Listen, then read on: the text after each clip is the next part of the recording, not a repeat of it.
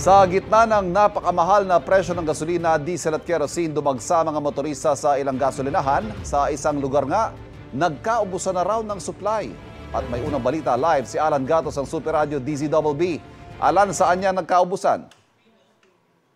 Ivan, nagkaubusan nga ng supply ng petrolyo dito sa isang sangay ng gasolinahan sa Quezon City na isa sa mga nagbebenta ng mura. Ito'y dahil sa pagdagsa ng mga motorista na humahabol magpakarga bago ang big time oil price hike kanina. Dito sa gasolinahan sa FEJ Avenue, kahapon pa raw ng umaga nagsimulang tumagsa ang mga motorista para magpakarga.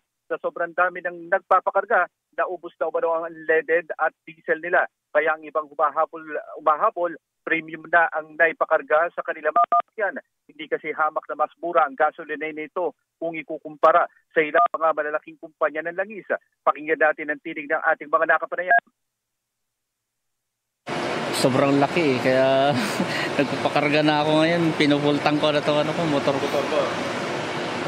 Natapos lang ng pila, 11 ng gabi. Ubos yung gas namin.